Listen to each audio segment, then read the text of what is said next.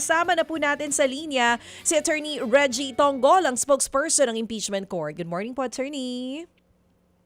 Morning DJ Chacha, Manong Ted at sa inyong mga tagapakinig. Yes, good morning. Attorney Reggie, si Maricel po ang kasama natin ngayon. Oo, si Manong Ted kasi nagsa-site visit ng mga flood control project.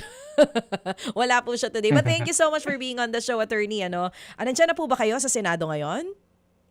Yes, oo, sa parking lot lang ako, hindi lang ako inabot na makapasok doon Oo. sa building. Naku, thank you po for gracing the show kahit po kayo'y nandyan pa ngayon sa parking. Attorney, ito muna simulan natin dito sa bagong schedule ng impeachment. Ngayon pong araw na ito, 10 a.m. pa rin yung trial natin. We are on day 17. Pero kailan po kaya possibly magsisimula yung sinasabi na ibabalik sa hapon yung impeachment? And kapag sinabi nating one to sawa, talagang hanggat di natatapos yung isang witness, hindi po sila titigil? Ganun pong mangyayari sa bagong schedule natin?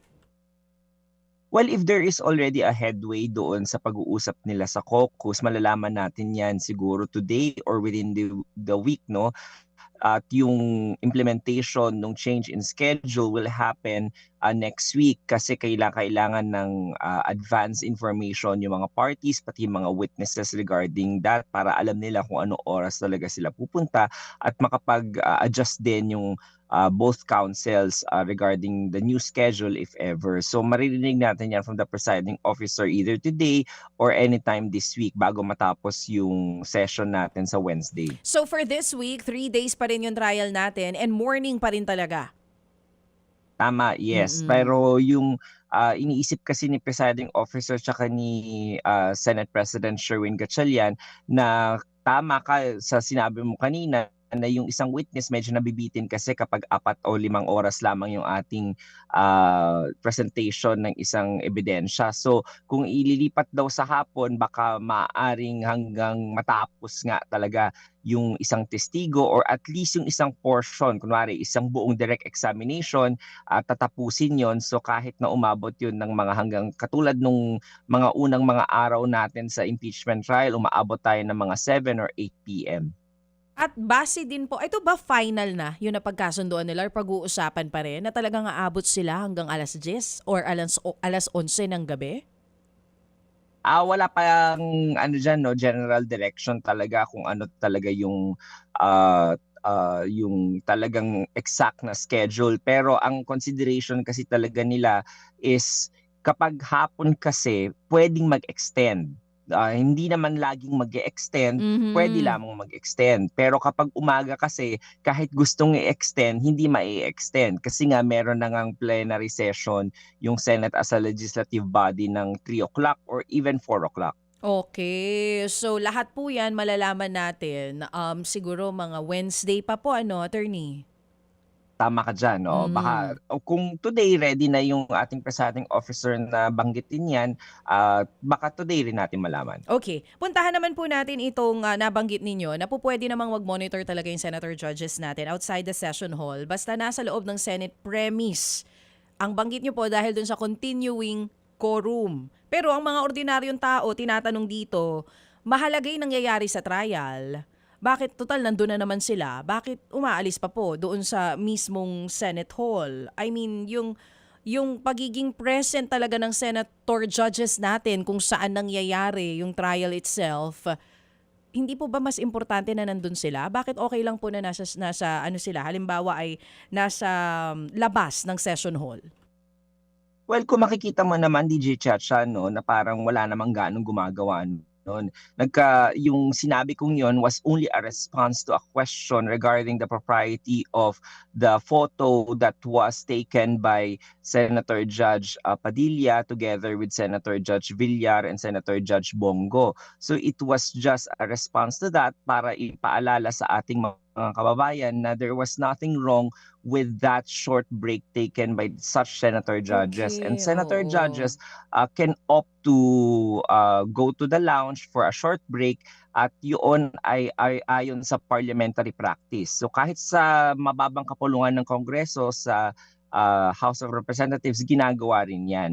Ngunit ngayon, syempre, kung makikita mo, no, parang wala namang halos talagang gumagawa niyan. Napakabihira lang. Nagkaroon lamang ng attention doon sa nangyaring yun because of the posting of Senator Judge Padilla, Oo. and people who are against him was making a big deal out of it. So I was Oo. just responding na Oo. walang nilabag na batas o ethical duties yung ating mga senator judges when they went out for a short break. Oo, short break naman pala yon. Usually po ba, kasi syempre kung buong araw ito, kahit sino naman po, kinakailangan talaga ng break at mapapagod. But normally, during an impeachment trial, kung magbe-break man po yung ating mga senador, okay lang na hindi sila sabay-sabay. Syempre, at ilang minuto usually sila nagtatagal dun sa Senate lounge. Walang general ano diyan, no, general direction yung presiding officer and even Senate President Gatchalian, because it is just a part of the customs of any parliamentary body na ganun ang ginagawa, so long as walang magko-question ng quorum on the floor. Okay. So katulad ng sinasabi ng ibang tao na parang this is not Senate functioning as a legislative body, no? Pero pag sila naman yung nagsasabi diyan na parang wag maging legalistic yung ating mga proseso sa ating impeachment trial, sasabihin naman nila sui generis. So ito yung nakikita natin na dual function ng ating Senate impeachment trial, nakakaiba doon sa ordinaryong mga korteng nakikita natin, na merong konting leeway at merong pagsunod din doon sa Senate parliamentary practices na ginagawa, because these senators are not actually judges in the technical and legal sense, no? So they are still legislative people who are known to have practiced parliamentary customs and practices kapag sila naman ay nakaupo bilang Senate as a legislative body, and they carry over those customs and practices even in the Senate impeachment trial. Okay, at least malinaw na po yan. Last na lang on my side, bago po kay Mase, ang binabanggit ninyo, kung babaguhin in the middle of the impeachment proceedings, yung 16 vote na kinakailangan to convict the Vice President, it would be problematic. So sa ngayon, ang kailangan pa rin natin is 16 votes, but you're not saying na hindi siya po pwedeng mabago. Tama po ba yung pagkakaintindi namin? Tama ka dyan, no? Ngayon, justiciable issue na siya. Ibig sabihin, dahil ito ay determinative ruling na ng ating presiding officer. Kaya kung matatandaan ninyo, the last few earliest days natin in the impeachment trial, tinanong talaga ni Senator Judge Cayetano at saka ni Senator Judge Lacson kung yung sinabi ba yon ng presiding officer was just an obituary dictum during his opening statement, or it was a determinative ruling. And the presiding officer said it is a determinative ruling because he knows the legal effect of that kind of a statement, na dahil nga ruling na siya, pwede ng any person or any party of interest na iakyat yung ruling na yon sa Korte Suprema para i-challenge kung ito ba ay applicable pa rin o hindi. Pero kung matatandaan natin, DJ Chacha, na yung kanyang ruling na yon, hindi yon personal na ruling niya lamang, no? Ina-apply niya yung Supreme Court en banc decision sa Bayan versus Zamora, na kung saan doon naman VFA treaty concurrence ang kinakailangan na gawin ng ating Senado, at 2/3 din, parehong-pareho ang pagkakasabi sa konstitusyon ng 2/3 of all the members of the Senate. Ganon din ang terminology na ginamit naman ng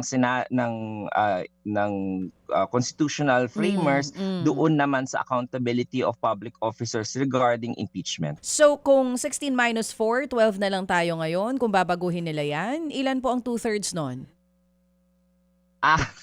Kaya ako nag-abogado, no? Mahina ako sa math. Same tayo. Ako din kaya ako nag-broadcasting eh. Pero posibleng I think ganun yung mangyayari, no? Pero lagi natin tatandaan kasi ang ating konstitusyon, kaya siya konstitusyon, hindi siya basta-basta mababago, no? ang mga constitutionalists very strict yan in constructing the Constitution. At sinabi ng Korte Suprema maraming beses na kapag binigay ng Constitution yung numero na yon, it should be strictly construed. Ibig sabihin, hindi ito gumagalaw basta lamang sa kapritsyo ng bawat tao o sa convenience ng mga parties. Kaya nga ginawa ng Constitution, hindi siya simple majority kundi 2/3 siya of all the members of the Senate. Kaya ginawa yun ng constitutional framers ay para talagang mahirap to cancel the imprimatur of the people who have voted for the impeachable officer. Of course, let us take out the personalities involved in this present impeachment na si VP Sara, no, maaaring mangyari rin to sa mga Supreme Court justices or sa mga constitutional chairman or commission members. Yun yung mga impeachable officers kasi even the president. Oo. Ayun, klarong-klaro. Maraming salamat po for explaining that. Siguro aantabayan na natin kung babaguhin po ba ito ng mga senator judges natin. Kasi kagaya na sinasabi mo, yung constitution, hindi talaga siya basta-basta po pwede baguhin. Pero kung 12, 2/3 noon, parang mga 8 boto lang to convict ang kinakailangan kung dun sila patungo. Kung ima-minus natin yung 4 ngayon na hindi po uma-attend sa impeachment trial, which is si Senator Jinggoy Estrada. Nag-calculator na ako. Tinignan ko na sa ko, ilan ba yung 2/3 noon? Ginamitan ko na ng calcu, attorney. So wala si Senator Jinggoy, wala si Senator Marcoleta, wala po ngayon si Senator Batod, nadagdag pa itong si Senator Loren Legarda. Ito na po mga katanungan ng magaling sa math, Maricel Halili. Hindi rin ako masyadong magaling sa math, kaya nga hindi ako nakisawsaw sa usapan. Napaisip, ano nga ba 2/3? 12. Nice to see you again. Hi, Attorney Reggie. Magandang umaga. Attorney, napapag-usapan natin kanina yung pagbabago ng schedule dito nga po sa impeachment trial. But of course, we all know na naapektuhan yung schedule last week dahil nga po dyan sa sama ng panahon. So ngayon, lumulutang yung idea na baka pwedeng gawing 4 days instead of yung current na 3 days na lang yung hearing. Ano po ba ang tingin dito ng impeachment court, Attorney? Ako, yung sa tinanong ko na yan si presiding officer tsaka si Senate President, no, of course that is always under consideration by them, sabi nila, pero hindi siya magiging hard and fast rule na every single week, no. Kapag meron lamang tayong kailangang habulin and as necessity will ask of the impeachment court. Pero katulad ng sinasabi rin natin, kasi si Senate President Gatchalian, medyo concerned din siya doon sa legislative mga matters na kailangan i-take up, lalong-lalo na yung budget na kailangan maipasa na yan in the next 4 to 5 months, no. So kaya kakain din yan talaga yung pati yung mga committee hearings. Kailangan nila rin kasi matapos yung legislative agenda. So pero ang sinasabi ko rin, no, wag tayo masyadong maging concerned regarding the scheduling because makakagawa ng paraan naman yung mga parties and even the impeachment court para makahabol, no. So far ngayon naman yung delays na nakikita natin, we are on the 17th day of the impeachment trial and the prosecution has already presented 10 witnesses out of the 17 days na yon. So technical plus minus pa natin yung isang araw na oral arguments on the subpoena issuances, so that is already 16 days. So technically naman parang on point pa rin naman yung ating schedule. 2 to 3 days lang siguro yung talagang na-delay natin. At kung hahabulin yung 2 to 3 days, uurong lang naman yun, no, sa kahuli-hulihan at pwede naman bawiin yun. Pero ang pinaka-importante yung this week, no, kasi nga Maricel at saka DJ Chacha, tatlong magagaling na mga or parang mga importanteng mga witnesses rather yung ipepresent ng House Prosecution Panel. Si Miss Acosta, tatapusin yung kanyang testimonya sana today at saka tomorrow. Pagkatapos doon si Mr. Fajarda naman, yung Special Disbursing Officer din sa DepEd, at yung kahuli-hulihan yung OVP Chief of Staff na si Mr. Lemuel Ortonio. So kung kung matapos yun within this week, then magiging makakahabol ulit tayo sa schedule because that will ensure 13 witnesses na yung naipresenta ng ating House Prosecution Panel. Opo, attorney, yung sinasabi po ninyo na on point ang schedule natin, ibig bang sabihin nito yung inaay natin na baka abutin pa ng February next year yung pagdinig?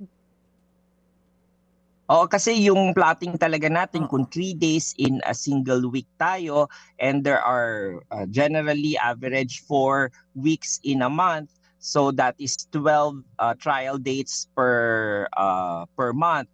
And kung meron tayong nakaplot na 90 trial dates, that will entail 7.5 months para matapos yung buong impeachment trial.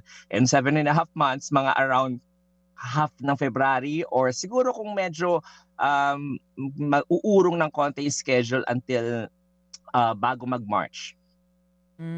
So medyo matagal-tagal pa nga. Pero attorney, Pero Maricel, yes. lagi natin isipin, no, yung plotting na yun based sa number of witnesses. So if the prosecution and the defense will drop number of witnesses under sa pre-trial order natin, kasi nga mga corroborative witnesses nila, at makikita natin yun throughout the trial, no, normal sa aming mga abogado nakikita yan.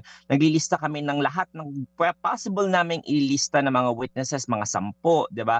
Pero pagdating sa actual trial, hindi umaabot ng 10 talaga yan.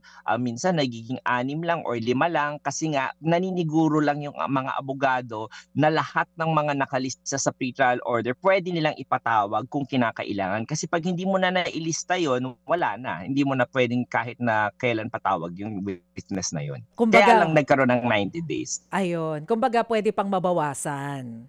Oo.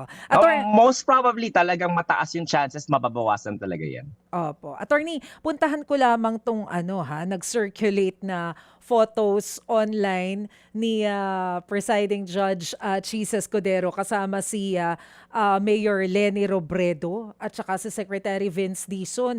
Nag-breakfast daw sila sa isang ospital dyan sa Pampanga. Ano bang kwento dito? Kasi ang dami na naming naiisip. Well, ano lang naman yan, no? Performance ng kanyang legislative duties as sa senator, si Senator Chis Escudero at yung si Mayor Leni Robredo were invited by Secretary Dizon doon sa opening ng isang ospital sa Pampanga. So since they are friends naman, no, silang tatlo magkakaibigan naman yan, no, hindi natin nakikita usually sila magkakasama in public, pero in private naman magkakaibigan lahat sila, no. So plus Bicol Black pa yung si Mayor Robredo at saka si Senator Chis Escudero nung sila yung mga nasa Kongreso. Kaya talagang they have a good working and personal relationship ever since. Pero kung sa mga insinuations na parang may talks na ngayon, no, I think kung talagang may talks na yan, hindi natin makikita sa public, no, dahil yung mga talks na yan are made in private, at itong nakita natin in public are just a performance of their function as mayor of Naga, and at the same time senator naman as si Senator Chis Escudero at si Secretary Vince Dizon bilang DPWH Secretary. Dumating din kasi o lumabas din kasi yung picture, yung timing na nag-aantay kung sino yung pambato ng admin no? Kaya siguro lumabas yung mga ganitong intriga. Oo. Pero of course, other multiverse of madness, 'di ba? Parang it's always a possibility, pero syempre yung mga ganyan in reality naman dito sa universe natin na to, parang it's hard to make a conclusion kung other than what we see na talagang function lang naman talaga nila yung pag-attend sa mga ganon. Malinaw po yan, attorney. Pero pakilinaw din po yung isa pang issue na pinupukol kaya Senator Chis na allegedly nakikipag-usap na rin daw doon sa ilang mga senator judges or sa ilang personalities to secure the 2/3 para po dito sa impeachment. Oo, na-address ko na rin yan, Maricel, no? Sinasabi ko nga, yung mga ganyang mga, ang bilis kasi mag-accuse di ba? Ang bilis magpakalat ng mga storya na yan. Pero kung iisipin mo, tayong mga media practitioners, we have journalistic ethics and kailangan bago tayo maglabas ng ganyan, it's not supposed to be based on suppositions, conjectures, or mga gossip o haka-haka. And it seems that article na hindi na dapat dinidignify, no? Dahil unang-una walang verifiable source talaga yon, di ba? Talagang nilabas lang out of nothing eh. And that is not ethical in our journalistic mga principles and responsibilities natin. So, yung ganun na yon talagang totally posterous according to Presiding Officer Escudero because of the fact na uh, talagang illogical at saka hindi rin dapat na pinapansin. Tukoy niyo po ba kung kanino nanggaling tong mga ganitong info? I think yung I think yung nag-write nung yung article na yun yung mga dapat tanungin diyan. Sila yung may personal knowledge. Baka ma-objectan ako ng baka ma-objectan ako na parang wala akong personal knowledge on the matter. Incompetent to Oo. testify. Sorry, attorney, panghuli na lamang po on my part. Kasi syempre nandyan din yung concerns about burnout ng mga involved dyan sa impeachment kapag ka 3 p.m. hanggang magsawa yung trial.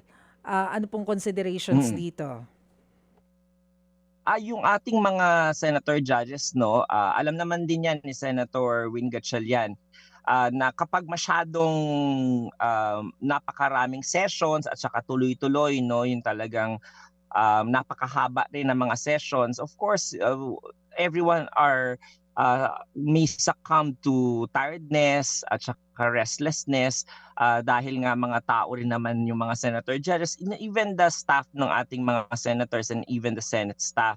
So kaya binabalanse rin ng ating Senate President yung schedule para hindi rin sobrang ma-burn out yung ating mga staff pati mga senator judges. Kasi parang tayo, di ba, pag mahaba yung session natin sa klase, medyo nag-tune out na yung utak natin o inaantok na tayo o nagka-crash na yung energy natin. And it is not also healthy for people to get burned out. So kaya tinitingnan din ng ating Senate President sa ni Presiding Officer that the sessions, yung mga trial days natin, pati trial hours is not too long unless very necessary, no?